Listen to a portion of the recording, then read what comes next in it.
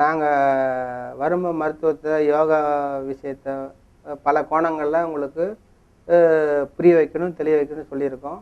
இதை நீங்கள் குருமுகமாக இருந்து உங்களுக்கு தெரிந்த நியர்பை உள்ள எந்த ஆசான்களுடைய எந்த குருமாருடையும் முழுமையாக குருமுகமாக இருந்து கட்டுருங்க. உங்களுக்கு வர்ம மருத்துவத்தில் ஒரு தெளிவு கிடைக்கணும். அந்த புரிதல் தன்மையில் ஒரு தேடுதல் இருக்கிறவங்களுக்கு சொல்லப்பட்ட சிறு செய்திகள் தான் இது. முறையாக குருமுகமாக கற்றுக்கிறது சிறப்பாக இருக்குன்றதை நான் சொல்ல விரும்புகிறேன். நன்றி. காதலன் காதலி 1000 மைல்களுக்கு அப்பால் இருந்தாலும் ஒருத்தருக்கு ஒருத்தர் ஒருவருக்கு ஒருவர் பார்க்காவிட்டாலும் பேசாவிட்டாலும் எண்ணங்களின் பரிமாற்றங்கள் தொடர்ந்து நடந்து கொண்டிருக்கும். சரிங்களா? உதாரணத்திற்கு ஈஸ்வரன் என்ற ஒரு கடவுள் இருக்கிறார். அவருக்கு ஒரு நாமம், அவருக்கு ஒரு பெயர் உண்டு, அவருக்கு ஒரு உருவம் உண்டு, அவருக்கு ஒரு இருப்பிடம் உண்டு. புரியுதுங்களா? உலகத்தில் எல்லாருக்கும் ஒரு அட்ரஸ் இருக்குது. புரியுதுங்களா? அட்ரஸ். இப்போ சாது சன்னியாசிகளும் யோகிகளும் ஞானிகளும் சித்தர்களும் முனிவர்களும் தபசிகள்லாம் உட்காந்து தியானம் பண்ணும்போது அவங்க மந்திரம் அந்த ஈஸ்வரன் நோக்கி அவங்க ஜபிக்கிறார்கள். புரியுதுங்களா? ஓ நம சிவாய, ஓ நம சிவாய, இப்படி சங்கிலி தொடராக தொடர்ந்து அந்த ஈஸ்வரன் நோக்கி தியானம் பண்ணி கொண்டிருக்கும் பொழுது இந்த எண்ண அலைகள் அந்த வார்த்தை ஒளி சங்கிலி தொடராக சென்று ஒரு காலகட்டத்தில் போய் ஈஸ்வரனை அடைகிறது. இது உடனே நடக்கிற ஒரு சம்பவம் கிடையாது. ஞாபகம் வச்சுங்க. பல மாதம், பல வருடம், பல பிறவிகள் இந்த தியானத்தில் மூழ்கி அந்த உள்ள ஜபித்து கொண்டிருக்கிறார்கள். அந்த ஒளி அலைகள் போய் அவரை ஈஸ்வரன் அடையும் பொழுது ஈஸ்வரன் சொல்வார், பார்வதி பக்கத்தில் உட்காந்துருப்பாங்க, நான் யாரோ ஒரு மானிடன் இந்த உலகத்தில் என்னை அழைக்கிறான், நான் போய் அவனை பார்த்துட்டு வரேன். அவருக்கு ஏதோ வரமெல்லாம் கொடுப்பாரு, திரும்பி போவார். நம்ம புராண இதிகாசத்தில் பார்த்துருக்குறோம். புரியுதுங்களா? அந்த படங்களில், சினிமாவில், டிவி சீரியலில் இப்படி. இப்போ இதே தான் காதலர்களுக்கு காதலரின் நிலை. நான் பக்கத்தில் இருக்கிறோம், ஒருத்தர் கூப்பிட்றோம், என்னான்னு கேட்குறாங்க. ஒரு 10 அடி தூரத்தில் கூப்பிட்றோம், என்னான்னு கேட்குறான். 100 அடி தூரம், 1 கிலோமீட்டரு, 5 கிலோமீட்டர், 10 கிலோ, 1000 மைலுக்கு அப்பால் இருக்காங்க. எப்படி கூப்பிடுவீங்க? அப்போ நீங்கள் சொல்லலாம், லெட்ரு போடலாம், ஃபோனில் பேசலாம், என்ற ஃபேஸ்புக்கில் பேசலாம், அது மாதிரி வாட்ஸ்அப்பில் பேசலாம், இதெல்லாம் சொல்லுவாங்க. அதாவது இன்றைக்கி நவீன உலகத்தில் நிறையா அந்த தொலைத்தொடர்பு சாதனங்கள்லாம் வந்துடுச்சு, கைபேசி அது இதுன்னு. ஆனால் இந்த எந்த சாதனங்களும் இல்லாமல் காதலனும் காதலையும் தொடர்பு கொள்கிறாங்க. எப்படி? 1000 மைலுக்கு அப்பால் இருந்தாலும் அவங்க எண்ணங்களின் பரிமாற்றங்கள் நடக்குதுன்னு சொன்னோம். சரிங்களா? இப்போ ஆரம்பத்தில் ஒருத்தருக்கு ஒருத்தர் பார்த்தும் பார்க்க முடியாமல் தவிச்சிச்சுன்னா அது பேச்சாய் பழக்காயம் அப்படியே வருது, அன்பா மாறுது, அப்படி கடைசியில் காமமாக ஆகுதுன்னு சொன்னோம். சரிங்களா? இப்போ 1வது கம்ப்யூட்டரில் இருக்கிற 10வது கம்ப்யூட்டரில் எண்ணங்களின் பரிமாற்றம் நடக்குதுன்னு ஒரு விளக்கம் சொல்கிறாங்க. சரிங்களா? இது எப்படி அது டெவலப் ஆகுது? அந்த காதலன் காதலுடைய அந்த காதல் உணர்வும் காம உணர்வும் எப்படி டெவலப் ஆகுது? அந்த எப்படி நம்ம மெடிடேஷனில் சங்கிலி தொடராக ஒரு எண்ணத்தை விடும் பொழுது அந்த சம்பந்தப்பட்ட நபரை அந்த எப்படி அந்த போய் ரீச் ஆகி அவர் ஏதோ ஒரு உலகத்தில் இருக்கிறார், நாம் பூலோகத்தில் இருக்கிறோம், அவர் அங்கேருந்து கைலாயத்திலேருந்து நம்மளுக்கு ரெஸ்பான்ஸ் பண்ணுறாரும்போது இந்த உலகத்திலேயே இருக்கும்போது ஒரு நபரை நினைச்சு அவங்க தியானம் பண்ற மாதிரி தான் 24 மணி நேரமும் அதே எண்ணம், சாப்பிடும் போது, தூங்கும் போது, சிந்திக்கும் போது.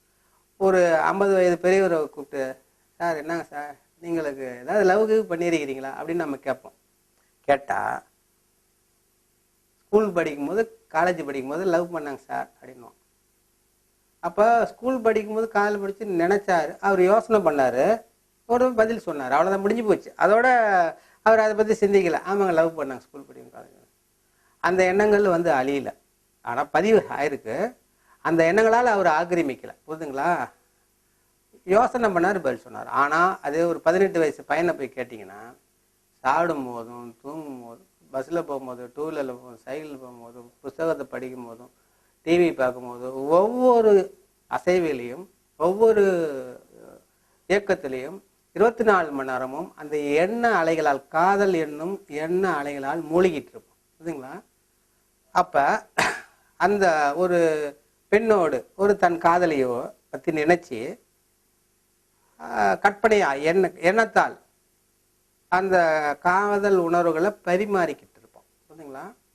அப்ப இந்த எண்ண அலைகளை தொடர்ந்து விட்டுக்கிட்டே இருக்கிறான். இப்ப அந்த சம்பந்தப்பட்ட நபர், அந்த காதலி எங்கேயோ அவர் வீட்டில் ஏதோ ஒரு வேலை செஞ்சுட்டு இருப்பாங்க. என்ன செஞ்சுட்டு இருப்பாங்க? அவங்க சமையல் வேலை செஞ்சுட்டு இருக்கலாம், புக்கு படிச்சுட்டு இருக்கலாம், வேற ஒரு ஏதோ செயலில் ஈடுபட்டு இருப்பாங்க. இந்த காதலன் கண்டினியூா அந்த பையன் அந்த காதல் உணர்வுகளை விட்டுக்கிட்டே இருக்கும்போது, சிலவங்க ஒரு சில அது குடும்பமே நடத்துவாங்க. ஒரு பிள்ளை குட்டியெல்லாம் பெற்று குடும்பமே நடத்திட்டு இருப்பாங்க. அப்படியே போட்டு சிந்தனை பண்ணுவாங்க, கற்பனையெல்லாம் பண்ணிட்டு இருப்பாங்க. அந்த காதலியோட மனசால கற்பனையால வாழ்ந்துகிட்டு இருப்பாங்க. புரியுதுங்களா? அப்ப அந்த பெண்ணுக்கு, அந்த பெண்ணிடம் ஒரு தாட்ஸ் வருது, வந்து உழுவுது. என்னன்னா, ஒரு ஆணை பற்றிய ஒரு பக்கத்துல, அந்த பெண்ணை பக்கத்துல உட்காந்து கொஞ்சிறது, கொலாவுறது, கட்டி பிடிக்கிறது, முத்தம் கொடுக்கறது, இப்படிப்பட்ட எண்ணங்களை, சிந்தனைகளை அந்த காதலன் அவனிடத்திலிருந்து தன் எண்ணங்களை பரிமாறிக்கிட்டு இருக்கிறான். அது தொடர்ந்து சங்கிலி தொடராக அந்த எண்ணெய் அலைகள்ல அவன் பண்ணிக்கிட்டு இருக்கிறதுனால அந்த எண்ணெய் அலைகள் அந்த காதலியை வந்து அடையுது. முதல் காதலியை அடையும் போது அந்த காதலனும் காதலி யார் வேணாலும் இருக்கலாம். அது பக்கத்து வீட்டு பையனாக இருக்கலாம், எதிர் வீட்டு பையனாக இருக்கலாம், பள்ளி பருவத்தில் படிக்கும் பையனாக இருக்கலாம், கல்லூரி பருவத்தில் பழக்கமான பையனாக இருக்கலாம், ஒன்றா ஒரு தொழிலில் வேலை செய்வாங்க, அதன் மூலயமா அறிமுகமான நபராக இருக்கலாம். எந்த சூழ்நிலையில் வேணாலும் யார் வேணாலும் இருக்கலாம். அவர் இப்படி தான் காதலன் காதலி இந்த சூழ்நிலையெல்லாம் கிடையாது. இப்படி யாரால் உருவாக்கப்பட்ட ஏதோ ஒரு சூழ்நிலையின் காரணமாக அந்த எண்ண அலைகளால் அந்த பெண்ணை வந்து தாக்கும் பொழுது, அந்த பெண்ணு நினைப்பாய், அவள் பாட்டு புஸ்தகத்தை படிச்சுட்டு இருக்கும்போது, அவள் பாட்டு வீட்டில் ஏதோ ஒரு குடும்ப வேலையில் ஈடுபட்டுக்கிட்டு இருக்கும்போது அந்த ஆணுடைய தாட்ஸ் வந்து தன்னை தாக்கும்போது கட்டி பிடிப்பது போல, முத்தம் கொடுப்பது போல, வேற அன்பா உட்காந்து தன்னுடைய எண்ணங்களை பரிமாறிக்கிட்டு இருக்கிறதுல ஏதோ ஒரு தவறான தாட்ஸு, ஒரு ராங்கான தாட்ஸு தனக்கு வருதே ஒரு அப்படின்னு அதை மறுத்தளிப்பான். ஏன்னா அது ஒரு காம உணர்வோடு ஒரு கூடிய ஒரு இதாக இருக்கலாம், காதல் உணர்வோடு இருக்கலாம். அவ ஏதோ நெகட்டிவான இது வருது, நமக்கு ஏதோ ஒரு வருதுன்னு ஃபர்ஸ்ட் ரெடாட்டு தள்ளுவான். ஆனா இந்த பையன் தொடர்ந்து விட்டுக்கிட்டே இருக்கும்போது என்ன நடக்குது ஒரு சம்பவம்னா, உதாரணத்துக்கு நான் ஒருத்தர் ரொம்ப தீவிரமா மனம் ஒன்றி ஒரு செயலில் ஈடுபட்டு வேலை செஞ்சுட்டு இருக்கிறார். நாங்கள் வெளியே வாசல்லேருந்து ஒருத்தர் கூப்பிடுறாரு, சார். அவரு மிக கவனமாக உன்னிப்பாக வேற ஒரு செயலில் ஈடுபட்டு இருப்பதனால, இப்போ டிவி பார்க்கலாம், வேற செயலில் ஈடுபட்டலாம், ஏதோ ஒன்று இருக்கலாம், கவன குறையினால அது அவருக்கு காதில் வந்து உழுவாது. 2வது ட்ரிப்பு சார் அப்படின்றான். அப்பயும் அவர் கவனிக்க முடியல. 3வது ட்ரிப்புனா, 4வது ட்ரிப்பு சார் அப்படின்றான். அப்போ இவர் திடீர்னு அது வரைக்கும் ஏதோ ஒரு செயலில் ஈடுபட்டிருந்தவர், ஒரு டிவி பார்க்குற வேற ஏதோ ஒரு செயலில் ஈடுபட்டிருக்காருன்னா, யாரோ தன்னை கூப்பிட்ற மாதிரி இருக்குன்னு டக்குன்னு அப்படி திரும்பி பார்ப்பாருங்களா. அப்போ வாசலில் ஒரு நபர் இருப்பார், வாங்க உள்ள வாங்கன்னா, சைக்கிள் வாங்க, நல்லா இருக்கீங்களா, எப்படி இருக்கீங்கன்னா, அவரை வந்து உட்கார வச்சு உபசரிப்பார், வீட்டுக்கு அழைச்சி உபசரிக்கிறாரு. இது வந்து ஒரு நிகழ்வு. புரியுதுங்களா? அப்போ நம்ம ஒரு காரியத்தில் ஈடுபட்டு இருக்கிறோம். ஒருத்தர் ஒரு முறை கூப்பிட்றாரு, காதில் நம்ம கவனம் சிதையில, வேற அந்த கவனம் அந்த செயலில் தான் ஈடுபட்டு இருக்கிறோம். 2வது முறை, 3வது முறை, 4வது முறை யாரோ நம்மளை கூப்பிட்ற மாதிரி இருக்குதுன்னு அப்படி திரும்பி பார்க்கும்போது ஒரு நபர் இருக்கிறாரு, அவருக்கு ரெஸ்பான்ஸ் பண்ணுறாரு. புரியுதுங்களா? இப்போ இவர் தெரிந்தவர், பழக்கமானவர், அது குடும்ப நண்பராக இருக்கலாம், வேற யாராவது உங்களுக்கு பரிச்சயமானவர்னால அழைக்கிறீங்க.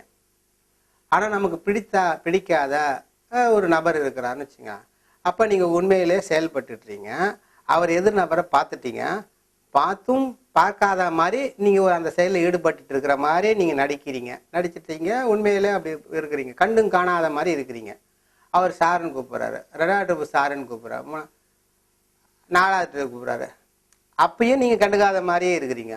5வது ட்ரிப்பு சாருன்னு, இவங்களுக்கே வெறுப்பா, என்ன சொல்லி தொலையா அப்படின்னு சொல்லி அந்த அளவுக்கு வந்துடுங்க. ஏன்னா சொல்லித்தலை, என்னதான் வேணும் உனக்கு அப்படின்னு.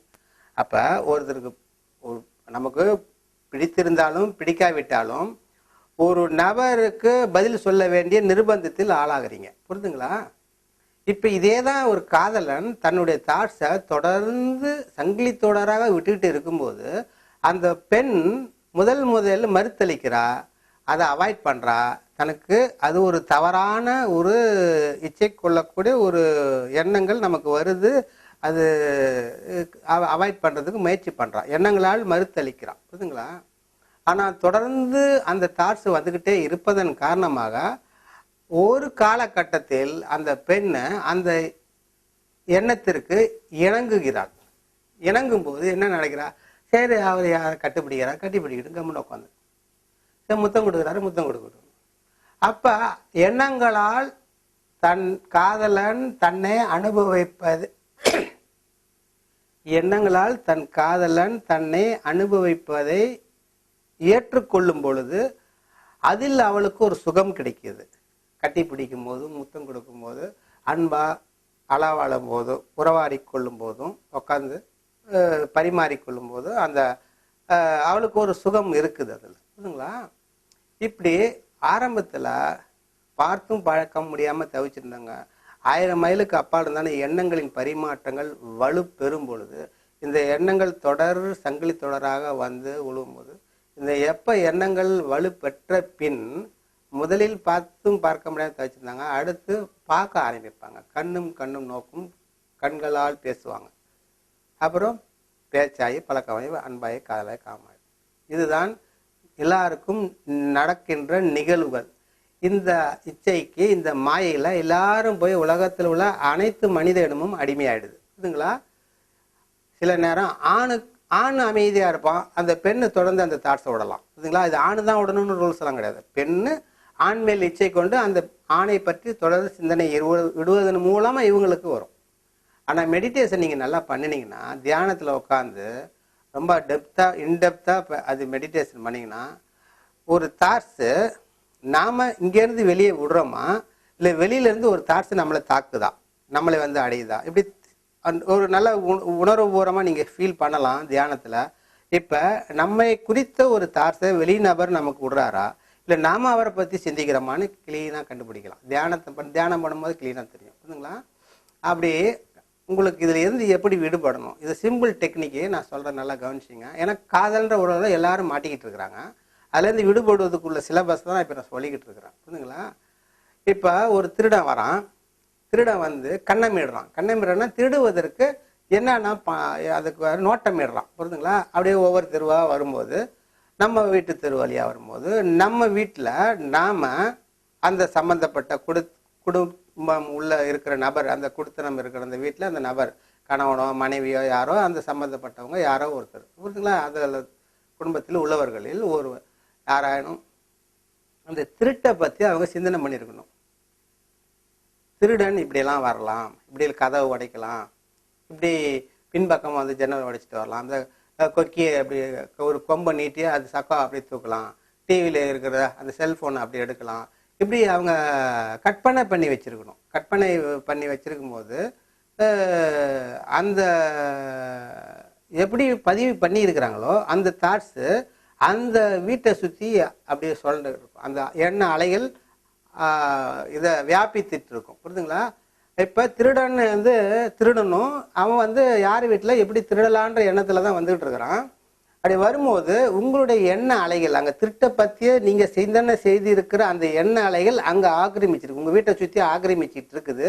அந்த வெவுசு அங்கே இருக்குது. புரியுதுங்களா? இவன் அந்த ரோடை உங்கள் வீடை கிராஸ் பண்ணும்போது கடக்கும் பொழுது உங்கள் எண்ண அலைகளும் அந்த திருடனுடைய எண்ண அலைகளும் ஒன்றா கோயின்சைட் ஆகுது. நீங்கள் ஒரு கற்பனை பண்ணியிருப்பீங்க, இப்படிலாம் திருடன் வந்து இப்படிலாம் திருடுவான்னு. நீங்கள் இந்த எண்ணத்தை அவனுடைய எண்ணமும் உங்கள் எண்ணமும் கோயின்சைட் ஆகும்போது, ஒன்று இணையும் போது, அதே போடல நீங்கள் எப்படிலாம் நினச்சிங்களோ அதே மாதிரி வந்து அவன் திருட்டிட்டு போவான். புரியுதுங்களா? இது உண்மையான சம்பவம். இது சைக்காலஜிக்கலாக மனத்தத்துவ ரீதியான ஒரு உண்மை. புரியுதுங்க? ஆனால் அந்த வீட்டில் உள்ள நபர் ஒருவரும் யாருமே அந்த திருட்டை பற்றி யாருமே நினைக்கவே இல்லை, சிந்திக்கவே இல்லை அப்படின்னு வச்சுங்க. அப்போ ஒவ்வொரு வீடாக அவன் கண்ணை மிட்டுட்டு வரான் திருடன். அந்த வீட்டு வாசலில் நிற்கிந்து இந்த வீட்டில் எப்படி திருடலாம்னு யோசனை பண்ணும்போது உங்களோட தாட்ஸ் அங்கே போய் இருந்தால் அவன் ஒரு கேள்வி கேட்கும்போது அதுக்கு அவனுக்கு பதில் வரணும்.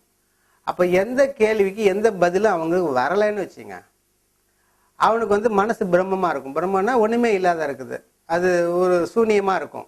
எந்த பதிலும் இல்லாதனால அவன் அடுத்து என்ன செய்யணும் சிந்திச்சா அவனுக்கு ஒரு ரிசல்ட் கிடைக்காது. புரியுதுங்களா?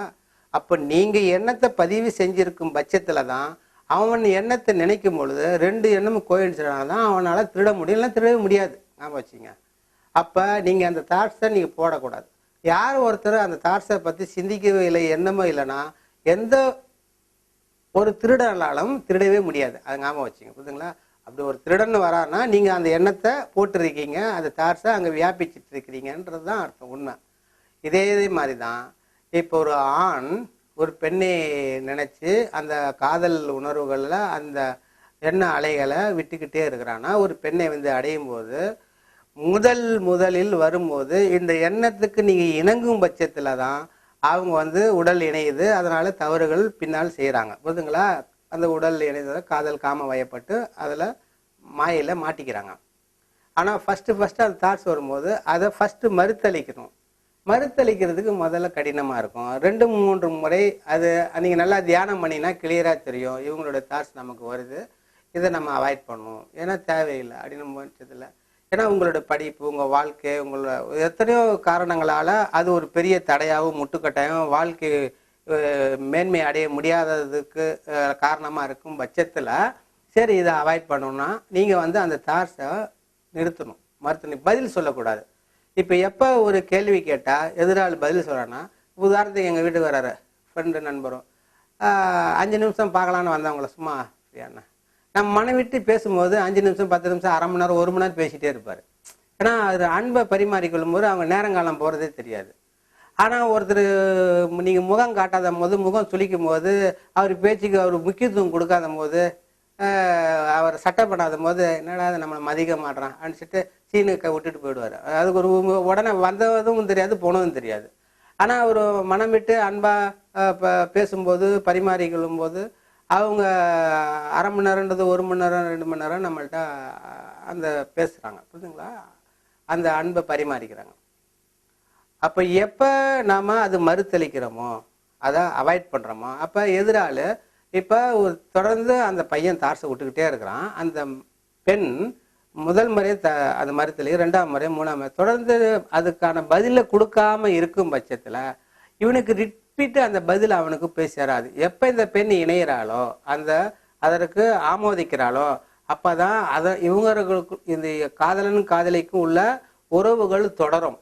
அந்த பெண் மறுத்தளிச்சிட்டே இருந்தா ஒரு காலகட்டத்தில் அவனுக்கு எந்த பதிலும் ரிட்டனும் அவனுக்கு போய் சேராது. அப்போ நமக்கு எந்த ஒரு பதிலும் கிடைக்கலன்னா அவனுக்கு ஒரு சூன்யமா, ஒரு மாயையா, அது ஒரு பிரம்மமா, எதுவுமே ஒரு ஒன்றும் புரியாத ஒரு இதாக இருக்கும். அது சும்மா ஒரு வெற்றி கற்பனையில் இருக்கிற மாதிரி இருக்கும். அவனே நாளடைவில் அந்த எண்ணங்களை வந்து அவனே விடுபட்டுருவான். புரியுதுங்களா? அந்த தாட்ஸை அடுத்து தொடர்ந்து உங்களுக்கு வராது. புரியுதுங்களா? அதனால முதலில் இந்த செயல் கடினம் போல் தெரியும். ஆனால் தொடர்ந்து அந்த காதலுடைய அந்த இச்சைக்கு அந்த எண்ணங்களால் ஆக்கிரமிக்காமல் அவற்றை மறுத்தளித்து தடை பண்ணி அதற்கு பதில் கொடுக்காமல் இருந்துட்டீங்கனாலே ஆட்டோமேட்டிக்காக அவனுடைய தாட்ஸு தானாக கட்டாயிடும். இதுதான் ஒரு மனத்தத்துவ ரீதியான ஒரு சூட்சுமம், உண்மை. புரியுதுங்களா? இது ஒரு சிலர் ஆளை பதிய வச்சுறாங்க. எண்ணங்களை போட்டு போட்டு போட்டு போட்டு அது பசுமரத்து ஆணின்னு சொல்லுவாங்க. ஆணினா சாதாரண அடிக்கணும், பசுல நல்லா ஸ்ட்ராங்காக நிற்கணும். பசுமரத்து தான ஆணியமாக போச்சு 100 முறை 1000 முறை 1,00,000 முறை அந்த எண்ணங்களே அப்படியே சிந்தனை பண்ணால அதுலேருந்து அவங்க விடுபட முடியாது. புரியுதுங்களா? அதனால தான் காதலர்கள் கடைசி வரைக்கும் அதை எல்லாம் அந்த எண்ணங்கள்லேருந்து விடுபட முடியாத தற்கொலை வரைக்கும் ஏன் போகிறாங்கன்னா அந்த எண்ணங்களை எப்படி எடுக்கிறதுன்னு தெரிய மாட்டேங்குது. அதற்காக தான் தியானம் செய்ய சொல்கிறோம். புரியுதுங்களா? கடைசியில் எங்கே தீர்வுக்கு வருது? தியானம்.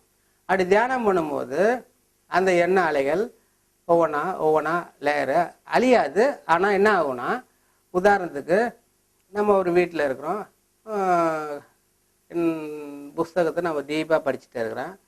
ரூமுக்குள்ளே என் மனைவி வராங்க, நாங்கள் காஃபி சாப்பிடுங்க டீ சாப்பிடுங்கன்றாங்க. நான் ரூமுக்குள்ளே தனிமையாக உட்காந்து ஆழ்ந்து டெப்த்தாக நான் படிச்சுட்ருக்கிறேன். என்னுடைய நாலேஜ் இல்லாமல், என்னுடைய அனுமதி இல்லாமல் அவங்களே உள்ளே என்ட்ரு ஆகிறாங்க என் ரூமுக்குள்ளே. காஃபி சாப்பிடுங்க டீ. என் பையன் வரான், ஏதோ பால் எடுக்கிறான், விளையாடுறான், குத்திக்கு போட்டு எனக்கும் அவனு குதிச்சுட்டு அவன் பாட்டுக்கு ஓடிட்டு இருக்கிறான் வச்சுங்களேன். இப்போ என்னுடைய நாலேஜ் இல்லாமல் என் பையன் வந்து அந்த செயலை செஞ்சுட்டு போகிறான். இப்போ நான் ஒரு டீப்பை படிச்சுட்டு இருக்கும்போது என் எண்ணங்கள் சிதறடிச்சு மனைவி வந்து டேபிள் மேலே அந்த காஃபி சாடுங்கன்னு வச்சுட்டு போகிறான். அப்போ அவங்கள பார்க்குறான், திரும்பி படிக்கிறான். இந்த கவனம் சிதையுது, புரியுதுங்களா? என் பையன் உள்ளே வந்து டிஸ்டர்ப் பண்ணிட்டு போகிறான். ஆனால் அதனால் என்னோட சற்று நேரம் சிறு நேரம் அது கவன சிதைவு ஏற்படுது. இப்போ என்னுடைய நாலேஜ் இல்லாமல் இது மாதிரி 8 அவஸ்தைகள், காமம், கோபம், மோகம், மதம், ஆசை, பரம, டம்பம், இந்த 8 அவஸ்தைகள் நம்மளுடைய நாலேஜ் இல்லாமையே நம்மளே ஆக்கிரமிச்சுக்கிட்டே இருக்கும், புரியுதுங்களா? வித்தவுட் மை பர்மிஷன், வித்தவுட் நம்மளுடைய பர்மிஷன் இல்லாமல், நம்மளுடைய அனுமதி இல்லாமல் இந்த 8 அவஸ்தையும் நம்மளை தாக்கிக்கிட்டே இருக்கும். எப்படி என் மனைவி என்னோட உத்தரவு இல்லாமல் வந்து காப்பி கொடுக்குறா, என் குழந்தை என்னோட உத்தரவு இல்லாமல் எப்படி ரூமுக்குள்ளே நுழைஞ்சாங்களா, அது மாதிரி. இப்போ நம்ம என்ன பண்ணுறோம் தியானத்தில்னா, டோரை க்ளோஸ் பண்ணிவிடுவோம். டோரை க்ளோஸ் பண்ணிவிட்டு நாம் பாட்டுக்கு நம்ம வேலையை நிம்மதியாக படிச்சுக்கிட்டே இருக்கலாம். ஆனால் அதுக்காக காமம் அழிஞ்சிருச்சுன்னு சொல்லக்கூடாது. நான் வந்து காமத்தை அழிக்க முடியாது, கட்டுப்படுத்தலாம்னு தான் சொல்கிறான். டில்லு டெத்து வரைக்கும் காமம் இருக்கும், புரியுதுங்களா? யாருக்கெல்லாம் காமம் அடங்குன்னு சொன்னாங்க? 85 வயசு மூதாட்டியோ அமெரிக்காவில், உங்களுக்கு எப்போ காமம் ஆணுச்சு? என்கிட்ட ஏங்க இருங்க, வயசானவர்கிட்ட யார்கிட்ட போய் கேளுங்க, என்னோட வயசு முதியோர்கிட்ட கேளுங்கன்னா. அவள் உடல் அனுபவிக்குதோ இல்லையோ, மனம் அந்த செக்ஸ் அனுபவிக்கும், புரியுதுங்களா? அதனால் டில்லு டெத்து வரைக்கும் அந்த காம உணர்வுகள் இருக்கும். காமத்திலேருந்து அழிக்க முடியாது, காம உணர்வை அழிக்க முடியாது. ஒரு 50 வயசு பெருமான உள்ளவரை கேட்கும் போது டக்குன்னு பதில் சொல்றாரு. எப்படி சொல்றாரு? அவங்க பள்ளி பருவத்தில், கல்லூரி பருவத்தில் நான் காதலிச்சேன்னு சொன்னார். ஆனால் 24 மணி நேரம் அந்த 18 வயசு பையன் மாதிரி அந்த எண்ணங்களால் ஆக்கிரமிக்கலாம், புரியுதுங்களா? யோசனை பண்ணாரு, பதில் சொன்னார். அவர் அதை பற்றி சிந்தனை இல்லை, அது மறந்துட்டு அவர் குடும்ப வாழ்க்கையை நல்லது கெடுத்து அடுத்து போகிறார், புரியுதுங்களா? அது மாதிரி இப்போ நான் ரூமில் உள்ள படிச்சுட்டு இருக்கிறேன், நான் பாட்டு எந்த ஒரு டிஸ்டர்பன்ஸ் இல்லை, எனக்கு காஃபி சாப்பிடணுன்ற ஒரு உணர்வு வருது, தேவைப்படும் போது என் மனைவி கூப்பிட்றேன், எனக்கு ஒரு கிளாஸ் காஃபி வா. உடனே அவங்க கதவை வந்து இந்தாங்க காஃபி சாப்பிடுங்க அப்படின்னு சொல்லி கொடுக்குறாங்க. எனக்கு நான் இந்த காமம்ன்ற உணர்வில் எனக்கு எப்போ அந்த இச்சைகளுக்கு நான் ஆளாக வேண்டுமோ, எனக்கு எப்போ தேவைப்படுதோ அந்த சமயத்தில் நான் அனுபவிக்க வேணும். ஆனால் அந்த எண்ணங்கள் என்னை ஆக்கிரமிக்கக்கூடாது, நான் அந்த எண்ணங்களே கட்டுப்பாட்டுகள் வச்சுருக்கணும், புரியுதுங்களா? அந்த காமம்ன்ற எண்ணம் அழிஞ்சிடக்கூடாது, ஆனால் நான் தேவைப்படும் போது அந்த காமத்தை பயன்படுத்தணும், புரியுதுங்களா? இதுதான் கட்டுப்பாடுன்னு சொல்கிறோம். அது மாதிரி என் குழந்தை இருந்தாலும் நான் வந்து நல்லா டீப்பாக எல்லாம் ஃபுல்லாக படித்து ரிலாக்ஸ் ஆகிட்டேன், அப்பாடா அப்படின்னு ரிலாக்ஸ் படித்து முடிச்சுட்டேன்னா என் பையனை வரான், மடியில் உட்கார வச்சு கொஞ்ச நேரம் பேசுகிறேன், அவனோட ஜாலியாக அவனோட நானும் சேர்ந்து விளாட்றேன். இப்போ நான் எப்போ ஓஞ்ச நேரத்தில், நான் எப்போ ரிலாக்ஸ் ஆகிறனோ அந்த டயத்தில் என் பையனோட விளையாடுறது அது இருக்கணும். ஆனால் எனக்கு டிஸ்டர்ப் பண்ணுறோம், நான் ஒரு லட்சியத்தை கைப்பற்றி முன்னேறிப்பட்டி இருக்கிறேன், புரியுதுங்களா? ஒரு இடத்த இந்த இத்தனை மணி நேரத்தில் இத்தனை டைமுக்கு இப்போ போய் சேரணும்னு ஒரு 100 கிலோமீட்டருக்கு வேகத்தில் காரில் போயிட்டே இருக்கிறான். 100 கிலோமீட்டர் வேகத்தில் காரில் போகும்போது சைடில் பராக்கு பார்த்தேன்னு வச்சுங்க, அப்போ சைடில் வர சீன்ஸை பார்த்தா என் வாழ்க்கை என்ன, அவனுக்கு ஆக்சிடென்ட் ஆகும், விபத்தாகும், என் உயிருக்கு கேரண்டி கிடையாது, என் வாழ்க்கை உரி தெரியாமல் போயிடும், புரியுதுங்களா?